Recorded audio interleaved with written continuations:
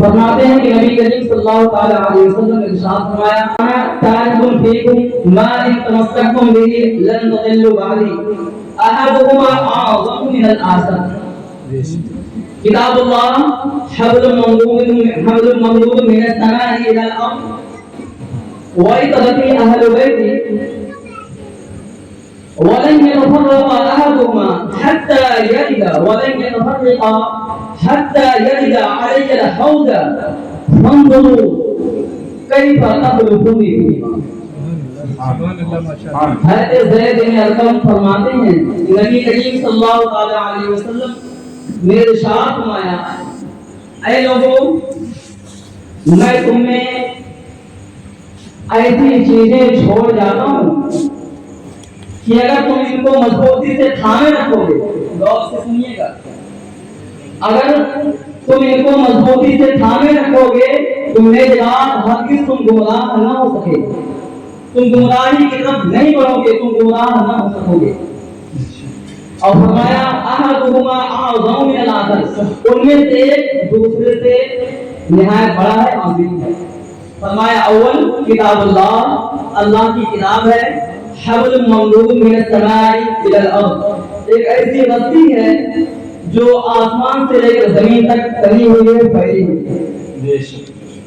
اور فرمایا وہی ترقی اہل بیتی، اور میرے اہل بیت، میرے اولاد، میرے اہل بیت، اور وہ دونوں جدا نہ ہوں گے، یعنی کتاب اللہ اور اہل بیت دونوں ہرگز جدا نہ ہوں گے، یہاں تک کہ دونوں حوض کوثر پہ میرے پاس وارد ہوں گے، آئیں گے.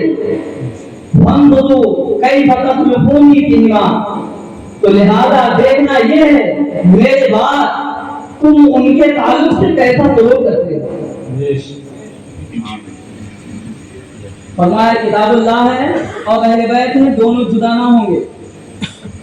کوئی کتاب اللہ پر عمل کرنا چاہتا ہے تو اہل بیت کا دامن مضبوطی سے تھام لے، اور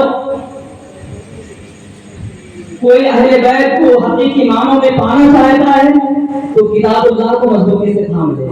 دونوں جدا نہ ہوں گے. جنہوں نے ان دونوں کو مضبوطی سے دامن تھامے رکھا وہ میدان محشر میں حضور نبی کریم صلی اللہ علیہ وسلم سے حوض کوثر میں ملاقات کریں گے انشاءاللہ. اور آگے یہ جملہ حدیث نبی صلی اللہ علیہ وسلم کا بڑا ہی قابل غور ہے. فرمایا میرے بعد یہ دیکھنا ہے تم ان کے تعلق سے، ان کے سلسلے میں کیا سلوک کرتے ہو. گویا کہ نبی کریم صلی اللہ علیہ وسلم کی نگاہ نبوت دیکھ رہی تھی ان کتاب اللہ کے تعلق سے بھی ناجائز سلوک لوگ کریں گے، اور ساری ساتھ میرے اہل بیت کے ساتھ بھی لوگ ناروا سلوک کریں گے. آپ تو دیکھ رہے ہیں ابھی ہمارے علماء کرام سے نظام ان کے سلوک بیان کریں گے، بس تھوڑا سا دیکھ لیجیے کہ رسول پاک صلی اللہ تعالی علیہ وسلم کے ساتھ کہ اہل بیت کے ساتھ کیسا سلوک کیا گیا. کربلا کا واقعہ کسی سے مخفی نہیں ہے. یاد حسین روز آتی ہے بلانے ہمیں، ہم وہ نہیں کہ محرم کا انتظار کریں. یاد حسین پاک آتی ہے روزانہ بلانے ہمیں، ہم وہ نہیں کہ محرم کا انتظار کریں. 10 دن پیٹ پٹاتے جو ہے پھر یاد حسین سے غائب ہو جائیں. ہم ایسے نہیں ہیں. ہم ہر وقت ہر لمحہ حسین پاک کی محبت میں رہتے ہیں، ان کا نام گنگناتے ہیں. بس وہ کہتے ہیں کہ اگر محرم اس طرح نہ منایا جائے جیسے ہم مناتے ہیں تو لوگ حسین اعظم کو بھول جائیں گے. قرآن کو کوئی بھول جائے گا، حدیث پاک کو کوئی بھول جائے گا. ڈھول بجائیں گے تبھی حسین یاد آئیں گے، ماتم کریں گے تبھی حسین یاد آئیں گے. حسین پاک کے، اہل بیت پاک کے دونوں کتاب اللہ اور اہل بیت دونوں جدا نہ ہوں گے. حدیث پاک میں اور شان اہل بیت نے قرآن کی زبان سے سنایا، حدیث پاک کی زبان سے سنایا. کوئی قرآن حدیث بول جائے گا؟ جب تک یہ علماء موجود ہیں قیامت تک یاد حسین سے ہمیں کوئی غافل نہیں کر سکتا، اس لیے کہ علماء انبیاء کے सैयद आदम हुजूर अकरम सल्लल्लाहु अलैहि वसल्लम के उलमा वारिस हैं।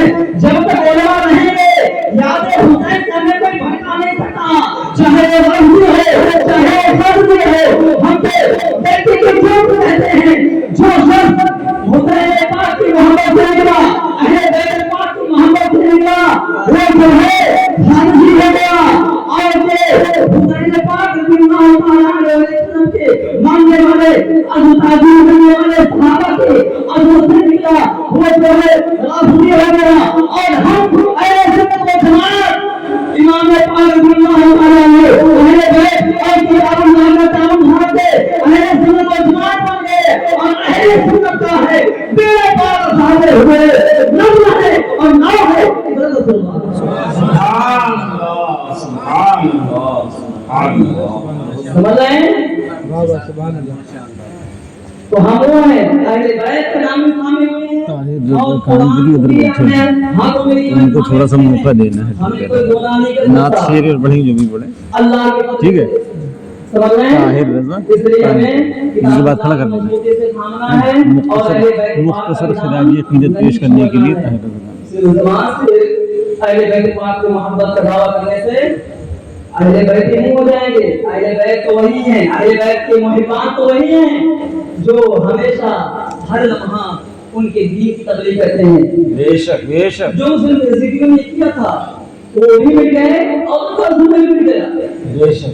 लेकिन अलमिया ये है, अफसोस सर अफसोस ये है कि आज भी हुसैन आदम रज़ियल्लाहु अन्हु पर लोग जुल्म कर रहे हैं।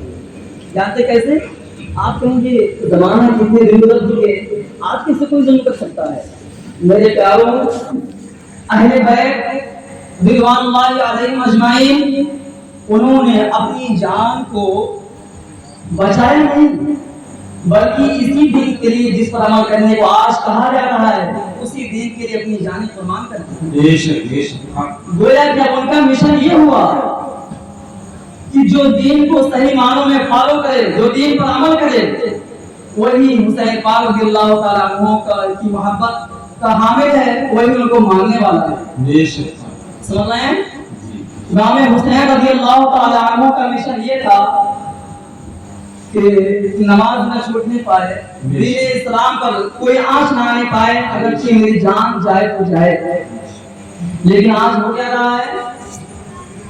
सिर्फ मुहर्रम में ही नहीं बल्कि मुहर्रम के 10वें दिन आशूरा के दिन जिस दिन हुसैन रज़ियल्लाहु तआला अन्हु की शहादत हुई, उस दिन उनकी मिशन से हटा जा रहा है।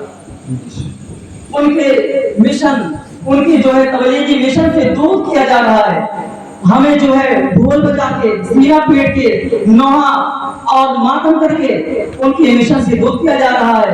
और जो लोग सीना पीटते हैं वही लोग कहते हैं हम अहले बैत की मोहब्बत के दावेदार हैं, हम अहले बैत वाले हैं, हम हुसैन वाले हैं। अरे वो हुसैन वाले कैसे हो सकते हैं? हुसैन आदम रज़ियल्लाहु तआला अन्हु ने वो ऐन वक्त में भी इस्लाम के ऊपर अमल करने की तरगीब दी है, ना कि जो है इस्लाम के खिलाफ करने का। कोई भी मुफ्ती हो, कोई मौलाना हमें बताए मातम करना जायज है, नोहा पढ़ना जायज है? कोई बता सकता है? कोई दलील दे सकता है? हरगिज़ नहीं दे सकता है। तो ऐन 10वें दिन जिस दिन इमाम पाक की शहादत हुई उस दिन पर ये सारे काम करना, बताइए इमाम पाक के मिशन पर जुल्म है कि नहीं? जुल्म है। ये जुल्म हमारा करना चाहेंगे? मादअल्लाह रब्बिल आलमीन, कभी ऐसा नहीं हो सकता। इमाम पाक रज़ियल्लाहु तआला अन्हु ने जिस बात के लिए अपनी गर्दन कटा दी उसी की खिलाफ वर्जी करें हम? हरगिज़ इंशाअल्लाह हमसे ऐसा ना हो सकेगा। और अल्लाह पर फरमाए इमाम पाक रज़ियल्लाहु तआला अन्हु की सही मानों में उनका जो मिशन है, उनका जो तबलीगी लाए अमल है, हम इंशाअल्लाह उस पर अमल करते रहेंगे, अपने उलमाए किराम के बयान सुनेंगे और इंशाअल्लाह सही मानों पर इमाम हुसैन रज़ियल्लाहु तआला अन्हु के मिशन पर अमल करने की कोशिश करेंगे।